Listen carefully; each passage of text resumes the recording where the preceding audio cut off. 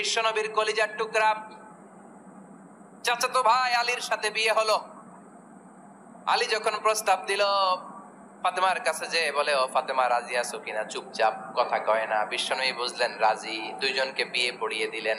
বিয়ে পড়িয়ে দুইজনকে দাঁড় করিয়ে দিয়ে বিশ্বনবী ওযু করলেন। করার পরে সামান্য কিছু ওযুর পানি ছিল, আলীর মাথার মধ্যে ছিটিয়ে দিলেন, বরকতের পানি। সুবহানাল্লাহ কইবেন না? সুবহানাল্লাহ।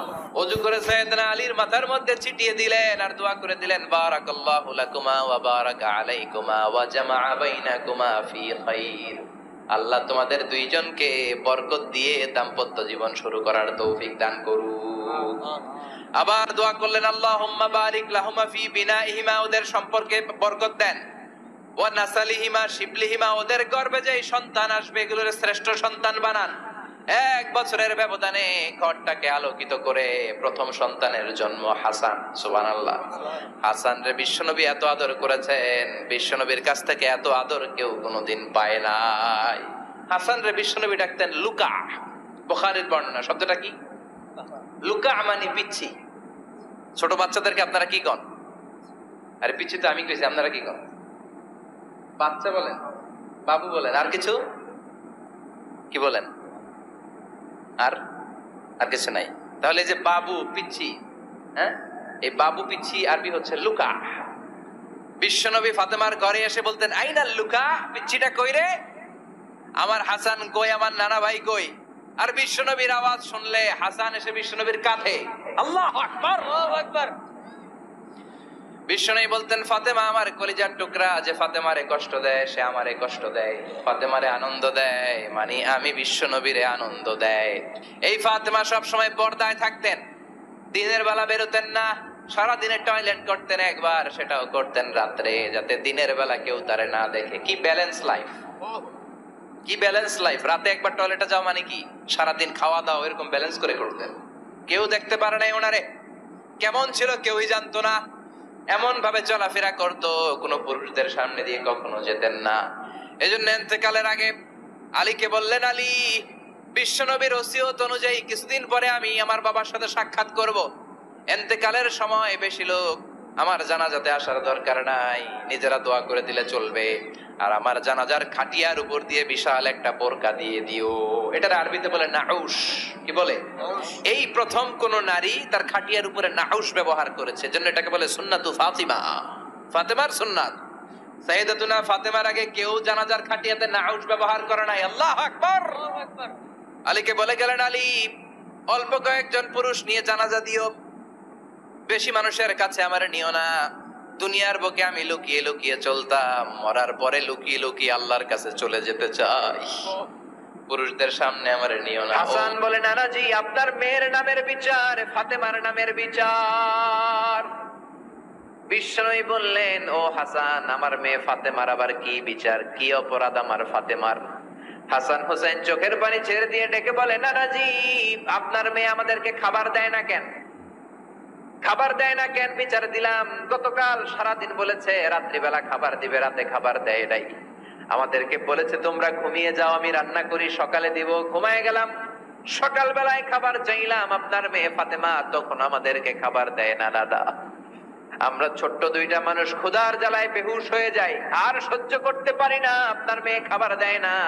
দুপুর হয়ে গেল, দুইজনে কান্নাকাটি করি, আপনার মেয়ে এখন পর্যন্ত আমাদেরকে খাবার দেয় নাই। আমরা দুজন তো আর সহ্য করতে পারি না, কেন আপনার মেয়ে আমাদের সাথে এমন করে? আপনার কাছে বিচার দিলাম, আপনি বিচার করেন। বিশ্বনবী আর কি বিচার করবেন? ধা ধা করে বিশ্বনবী চোখের পানিগুলো ছাড়েন, বললেন, ডেকে বললেন, হাসান রে, কাছে আয়। বিশ্বনবী শাম দেশের জুব্বা পড়তেন, শাম দেশের জুব্বাটা উপরের দিকে উঠালেন, হাসান রে দেখালেন, এই তো দেখ, তোর নানার পেটের মধ্যে 3টা পাথর বাঁধা। একদিন না খেয়ে থাকার কারণে তোদের পেটে এত জ্বালা, এত কষ্ট। আমি বিশ্বনবীর পেটে গত 3 দিন যাবত কোনো দানা পানি পড়ে নাই। আমি বিশ্বনবী তো না খেয়ে আছি রে হাসান, আমি তো 3 দিন না খেয়ে আছি, আমার পেটেও তো কিছু নাই। নানাও কাঁদলেন, নাতিও কাঁদলেন, পুরো পৃথিবীও কাঁদলো, ঠিক না? ওই কঠিন ক্ষুধার দিন ওই কঠিন দুর্ভিক্ষের দিন বিশ্ব নবী যদি তার স্পেশাল দোয়াটা করতেন, জান্নাত থেকে জিব্রাইলকে দিয়ে খাবারের বস্তা পাঠিয়ে দিত কে? ওই দিন বিশ্ব নবী দোয়াটা করে নাই। আমার জন্য, আপনার জন্য, আমাদের জন্য দোয়াটা এখনো আসরাডাই। কি দিল দরিয়া নবী ছিল, নিজের বিপদের কথা ভুলে গিয়ে, নাতির বিপদের কথা ভুলে গিয়ে, ফ্যামিলির কথা ভুলে গিয়ে উম্মতের জন্য কেঁদেছে, ঠিক কিনা? গোটা বিশ্বের জন্য শিক্ষা এনেছে, সভ্যতা এনেছে, আমাদেরকে ভদ্রতা শিখিয়েছে। আর ওই নবীরে গালি দেয় এরকম কিছু ব্লগার বাংলার জমিনে আছে না নাই?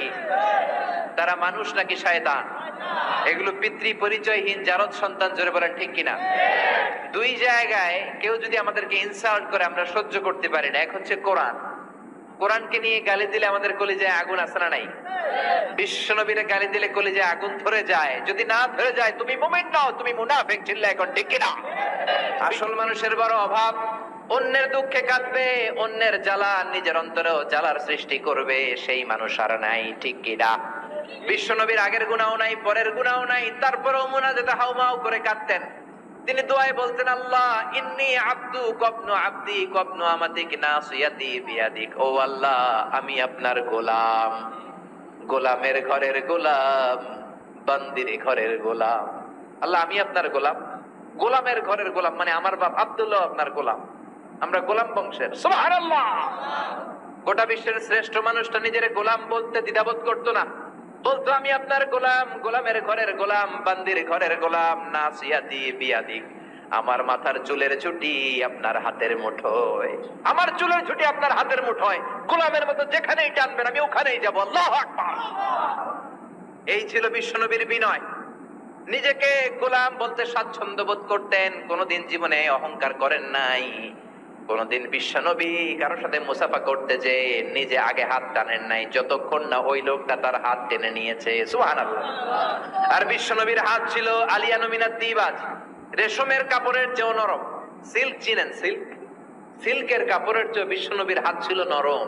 এই নরম হাত মুসাফার মধ্যে যে একবার পাইতো কেউ ছাড়তে চাইতো না, ধরেই রাখতো। আর বিশ্বনবী নরম হৃদয়ের নবী, কেউ যদি না ছাড়ে বিশ্বনবীও ছাড়তেন না। সুবহানাল্লাহ। ওই নবী মুনাজাতে কাঁদতেন। এজন্য ভাইরা এই কথা বললেন না আল্লাহ আমার দোয়া শোনে না, আপনি দোয়ার মতো দোয়া করেন নাই, এজন্য শোনে নাই, ঠিক কি না? দোয়া কবুল হওয়ার রহস্য হচ্ছে চোখের পানি। বিশ্বনবী বললেন দুইটা চোখের পানি আল্লাহর কাছে সব চাইতে সেরা। এক হলো জিহাদের ময়দানে রক্তের ফোঁটা, দ্বিতীয় হলো আল্লাহর ভয়ে মোনাজাতের মধ্যে চোখ থেকে বেয়ে বেয়ে পড়া পানির ফোঁটা। আবার বিশ্বনবী বললেন অনুশোচনার চোখের পানি, চোখ দিয়ে নাকের ডগা বেয়ে বেয়ে জমিনে পড়ার আগে ওই দোয়াটা কবুল করে নেয় কে?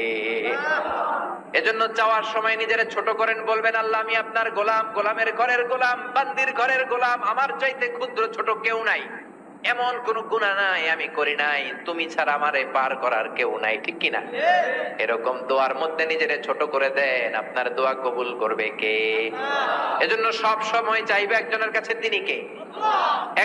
একদল আছে বা এক শ্রেণীর লোক আছে, রোগে যখন পড়ে তখন আল্লাহরে ডাকে, রোগ ভালো হয়ে যায় আল্লাহরে ভুলে যায়, আছে না নাই? নির্বাচনের আগে আল্লাহরে ডাকে, নির্বাচন শেষ আল্লাহরে ভুলে যায়, আছে না নাই? সমস্যায় পড়েছে আল্লাহরে ডাকে, সমস্যা নাই আল্লাহরে ভুলে যায়, আছে না নাই? রব্বুল আলামিন বলেন স্পেশাল কিছু সময় আছে, ওই সময় দোয়া করলে দোয়া কবুল করে নেয় কে? আল্লাহ। তাহাজ্জুদের সময় দোয়া করবেন, ওয়া মিনাল লাইলি ফাতাহাজ্জাদ বিহি নাফিলাতান লাকা আসা আন ইয়াবআসাকা রাব্বুকা মাকামান মাহমুদা। তাহাজ্জুদের নামাজ পড়লে আপনার মর্যাদা বাড়ায় দিবে কে? আল্লাহ। এখন হুজুর আমরা তো ফজরই পড়ি না, তাহাজ্জুদ কখন পড়বো? তাহাজ্জুদ তো তাদের যারা ফজর পড়ে, ঠিক কিনা? ফজরই তো পড়ে না, তাহাজ্জুদ কখন? ফজরের সময় মসজিদের বেহাল দশা। ফজরের সময় যত মসজিদে নামাজ পড়লাম খালি মুরব্বি চাচাদেরকে পাওয়া যায়, ইয়াং ছেলেরা নাই। ফজরের নামাজ মুরব্বিদের জন্য নয়, ফজরের নামাজ তোমাদের মতো ইয়াংস্টার যারা আছো তাদের জন্য, ঠিক কিনা? এই যৌবন বয়সের ইবাদত আল্লাহর কাছে সবচাইতে প্রিয়। খেয়াল করে বোঝার চেষ্টা করো, যুবক বয়সে যদি গভর্নমেন্ট সার্ভিস করো, বার্ধক্যে উপনীত হলে পেনশন আছে না নাই? অনুরূপ ভাবে যুবক বয়সে যদি ইবাদত করো, বার্ধক্য অবস্থায় ইবাদত করতে না পারলেও পেনশনের হিসাবে তোমার আমলনামায় সওয়াব দিয়ে দিবে কে? এজন্য যুবক বয়সের ইবাদত আল্লাহর কাছে প্রিয়। মসজিদ তখন ধরে যখন আর কাজ করার সুযোগ নাই। মসজিদে তখন যায় যখন কেউ চাকরিতে নেয় না। মসজিদে তখন যায় যখন ঘরের কেউ তার সাথে কথা বলতে চায় না, মানে বয়স হয়ে গেছে 70। তখন দাড়ি রাখে যখন শেভ করতে গেলে হয় গাল কাটবে নয় ব্লেড ভাঙবে, ঠিক না? এজন্য যুবক বয়সে মসজিদে যাও, এখন তোমাদের রক্ত গরম, যা চাও তোমরা তাই করতে পারো। যেই মুরব্বী বাবাদের দাড়িগুলো পাকা হয়ে গিয়েছে তারাও তোমাদের মতো ওই বয়সটা পার করে এসেছে, ঠিক কি না? দুদিনের দুনিয়া, অল্প কয়েকটা বছরের ব্যবধানেই তোমার চুল পাকতে শুরু করবে, তোমার এই রক্ত গরম শরীরটাও ঠান্ডা হয়ে যাবে, তোমার আশেপাশে আর কেউ ঘুরবে না, কেউ তোমারে ডাকবে না, কেউ তোমারে গুনবে না। চিল্লায় বলেন ঠিক কি না? এজন্য কিয়ামতের দিন বিশ্বনবী বলেন, বনি আদম 5টা প্রশ্নের উত্তর না দিয়ে কেউ পা নাড়াতে পারবে না। এর মধ্যে একটা প্রশ্ন হলো, যৌবন বয়সটা তুমি কেমন কাজে লাগিয়েছো? যৌবন বয়সে কি ইসলামের পক্ষে স্লোগান দিয়েছো নাকি রাম আর বামপন্থীদের দলে গিয়েছো, ঠিক না? যৌবন বয়সে কি তাফসীর মাহফিলে গিয়েছো নাকি মমতাদের গানের কনসার্টে গিয়েছো? যৌবন অবস্থায় তুমি কি কোরআনের অর্থ পড়েছো, ইসলামী সাহিত্য পড়েছো নাকি চটি বই পড়েছো, ঠিক কিনা? বাই টু বাই কিয়ামতের দিন জিজ্ঞেস করবে কে? চিল্লায় বলেন কে? এজন্য তাহাজ্জুদের অভ্যাস করেন। যারা তাহাজ্জুদ পড়ে তাদের চেহারায় একটা আলাদা গ্লেজ আছে। লোকটা কালো হলেও, যদি কালো রঙের লোক হয়, একটা গ্লেজ আছে। আমার অনেক কালো বন্ধু আছে। আমি মিশরে পড়েছি, students of more than 100 nationalities, we used to study, stay and dwell in the same place. 100টারও বেশি দেশের ছাত্র থাকতাম। আমার অনেক আফ্রিকান বন্ধু ছিল, কুচকুচে কালো, তেল তেলে, কিন্তু কালো হলো চেহারা একটা সৌন্দর্য আছে না নাই? এজন্য কালো মানুষও যদি তাহাজ্জুদ পড়ে চেহারায় নূর বাড়িয়ে দিবে কে? 2 নম্বরে হলো আযান আর ইকামতের মাঝখানে যদি দোয়া করে, ওই দোয়া কবুল করে কে? এটা অনেকে জানে না। আযান দিয়েছে, মসজিদে গিয়েছে, সুন্নত নামাজ পড়ে বসে আছে, কখন ইকামত হবে, আরো 5 মিনিট বাকি, মাথা চুলকায়, আছে না নাই? মোবাইল টেপাটেপি করে, ফেসবুকিং করে, ঘড়ির দিকে তাকায় আছে, ঘড়ির কাঁটাও ঘুরে, ওর মাথাও ঘুরে, আছে না নাই? তো বসে থাকবা কেন তুমি? 5 মিনিট সময় আছে, চাইতে হবে কার কাছে? বাজারে যাওয়ার সময় যেমনি আপনি লিস্ট করে নিয়ে যান, এটা লাগবে ওটা লাগবে, মসজিদে যাওয়ার সময় মোবাইলের টুকি নিয়ে যান, কাগজের টুকি নিয়ে যান। আল্লাহ আমার সুন্দরী বউ লাগবে, বউ দাও, দিবে কে? এই বেটা, দিবে কে? নেককার বিবি লাগবে, দিবে কে? গোল্ডেন এ প্লাস পেতে চাই, দিবে কে? উমরা করতে চাই, পাসপোর্টে ভিসা লাগে না, ভিসা করে দিবে কে? দুরারোগ্য ব্যাধি, অনেক ওষুধ খেলাম, অনেক দেশে গেলাম, কোন ডাক্তার ভালো করতে পারে না, কিন্তু ডাক্তারেরও বড় ডাক্তার আছে না নাই? কেউ যেটা পারে না, পারে কে? আযান ইকামতের মাঝখানে দোয়া আল্লাহ ফেরায় না। হাদিস এসেছে, দুআ লা ইরাদ্দু বাইনাল আযানি ওয়াল ইকামা। আযান এবং ইকামতের মাঝখানের সময়টাতে দোয়া করবেন। তারপরে বিশ্বনবী বললেন, দুবুরা সালাওয়াতিল মাকতুবা, ফরজ নামাজের পরে দোয়া করলে কবুল করে কে? আল্লাহ। এই তাসবির সুন্নাত নাই। মানুষগুলো এত অস্থির, সালামের পরে কখন বেরোবে, কখন বেরোবে, মনে হয় পাবলিক টয়লেটে ঢুকছে, ঠিক কি না? মনে হয় পাবলিক টয়লেটে এসেছে।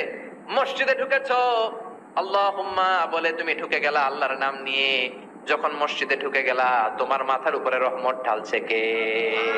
আল্লাহ। মসজিদ হচ্ছে রহমতের জায়গা। সালাম ফেরানোর পরে তাসবিহ পড়েন, তারপরে আপনি দোয়া করেন। এজন্য সালাম ফেরানোর পরে দোয়া কবুল করে কে? আল্লাহ। এরপরে বিশ্বনবী বললেন, ইনদা নুজুলিল মাতার, আকাশ থেকে যখন বৃষ্টি নামে, ওই বৃষ্টি নামার সময় যদি দোয়া করেন, দোয়া কবুল করে কে? আল্লাহ। আর দোয়া লা ইরাদ্দু তাহতাল মাতার, তুফান, ওই বৃষ্টি না, ভ্যাপসা একটা গরম, এই গরমটাকে দূরে সরিয়ে দেওয়ার জন্য একটা ঝিরিঝিরি ঝিরিঝিরি বৃষ্টি পড়ে, ওই বৃষ্টির নিচে দাঁড়িয়ে বৃষ্টির পানি নিয়ে দোয়া করলে কবুল করে কে? আল্লাহ। জানেই না মানুষ, ঠিক কিনা? বরং বৃষ্টি আসলে গান গাওয়া শুরু করে দেয়, এই বৃষ্টি ভেজা রাতে তুমি চলে যেও না, আছে না নাই?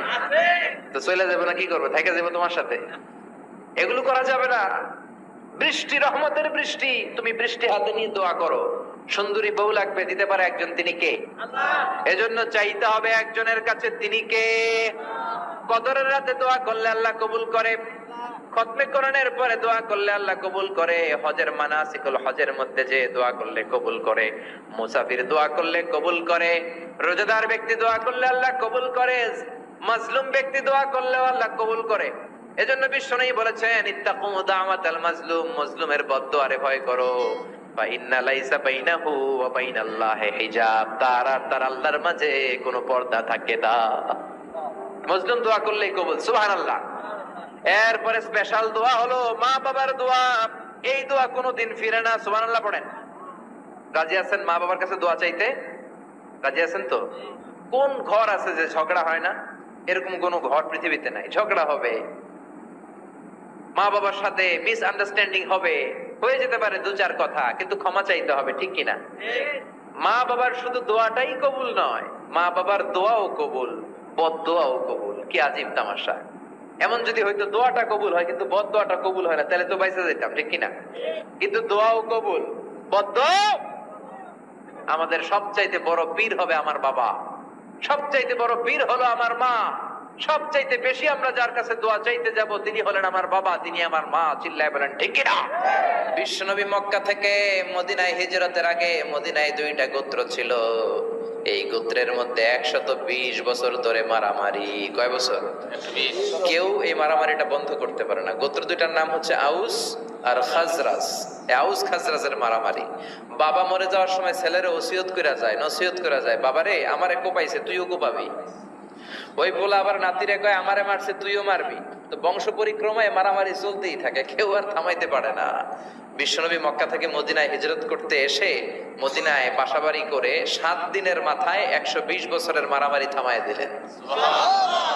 কি নবী ছিল! মিলায়ে দিতেন।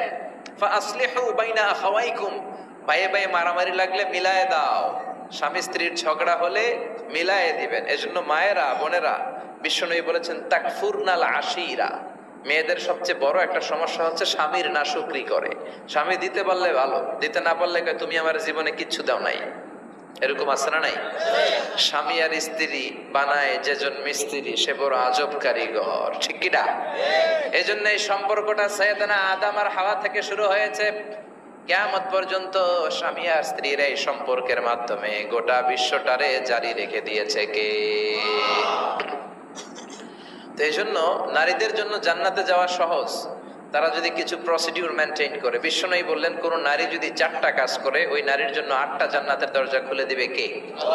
আল মারআতু ইযা সাল্লাত খামসাহা সামাত শাহরাহা আতাআত বা'লাহা হাফিজাত ফুরুজাহা ফালতাদখুল মিন আইয়ি আবওয়াবিল জান্নাতি শাআত। মায়েরা ভালো করে শুনেন, যে নারী 5 ওয়াক্ত সালাত পড়বে, রমাদানের রোজা রাখবে, স্বামীর আনুগত্য করবে, লজ্জাস্থানের হেফাজত করবে, এই 4টা কাজ করলে আল্লাহ তাআলা তার জন্য 8টা জান্নাতের দরজা খুলে দিবেন। এজন্য বিশ্বনবীও কালেকশন করতেন। তো বিশ্বনবী বললেন মহিলারা বেশি বেশি দান করো। এই কথা শোনার পরে মহিলারা দান করা শুরু করলো। কেউ নাকের ফুল, কেউ কানের দুল, কেউ হাতের বালা, কেউ পায়ের নূপুর, কেউ গলার চেইন বিশ্বনবীর হাতে জিহাদের জন্য দান করতে শুরু করলেন। বিশ্বনবীর হাত কয়টা? একটা বলে 2টা। তো 2 হাতে বিশ্বনবী আর কয়টা নেবেন? আর নিতে পারে না। বেলালের বললেন বেলাল তোমার চাদরটা নিয়ে আস। বেলাল এরকম চাদর নিয়ে ধরলেন। বিশ্বনবী কালেকশনের ওয়াজ শুরু করলেন আর বেলাল কালেকশনের সব জিনিসপত্র গুছাতে লাগলো। কোন সুবহানাল্লাহ। এজন্য কালেকশন করাটাও সুন্নাত, তবে ওটা একটা লিমিটেশনের মধ্যে, একটা সৌন্দর্যের মধ্য দিয়ে। কিছু কিছু মাদ্রাসার ছেলে মেয়েদেরকে চাল ওঠানোর জন্য বাড়ি বাড়ি পাঠায়, আসে না নাই? এদের ছোটবেলা থেকে মানসিকতাগুলো নষ্ট করে দেওয়া হয়। কেমন করে অন্যের কাছে হাত পাতবে এটা শেখানো হয়। ইসলাম বলে আলিয়াদুল উলিয়া খায়রুম মিন আলিয়াদিস সুফলা, উপরের হাত নিচের হাতের চেয়ে উত্তম। যে দেয় আর যে নেয় তাদের মধ্যে সেরা যে দেয়। চিল্লায় কর ঠিক কিনা? আবার ইসলাম বলে দেওয়ার সময়ও ভারসাম্য করে দিবা, দেওয়ার সময় কিপটামি করা যাবে না, আবার ঘরে যা আছে সবও দিয়ে দেওয়া যাবে না, ঠিক কিনা? বিশ্বনবীর গায়ে একবার একটা জুব্বা, কয়টা? এক ভিক্ষুক এসে বলে নবী আমার জুব্বা নাই, আমার জুব্বা দেন। দয়ার নবী, মায়ের নবী নিজের জুব্বাটা খুলে দিয়ে ওই ভিক্ষুকের হাতে তুলে দিলেন। এখন নবীর গায়ে কোনো জুব্বা নাই। বিশ্বনবী এখন ঘর থেকে বেরোতে পারে না। সাহাবারা এসে ঘরে নক করে, বিশ্বনবী বেরোতে পারে না। আল্লাহ আয়াত নাযিল করলেন ওয়াল্লাযীনা ইযা আনফাকু লাম ইউসরিফু ওয়া লাম ইয়াকতুরু ওয়া কানা বাইনা যালিকা কওয়ামা। মুমিন বান্দাদের গুণাবলী যখন দান করে কিপটামি করবে না, আবার অপচয়ও করবে না। এই আয়াত দিয়ে আল্লাহ বুঝাতে চাইলেন, নবীরে ধমক দিলেন, ও নবী 2টা জামা থাকলে একটা দিতেন, 3টা থাকলে একটা দিতেন, একটা যখন ছিল এইটা দিলেন কেন? এখন নিজে পড়বেন কি? সুবহানাল্লাহ কইবেন না? ইসলাম তো ব্যালেন্সড রে ভাই, ইসলাম ভারসাম্যপূর্ণ। ইসলামের সব বিধানগুলো আপনার সাথে স্যুট করবে, ম্যাচ করবে।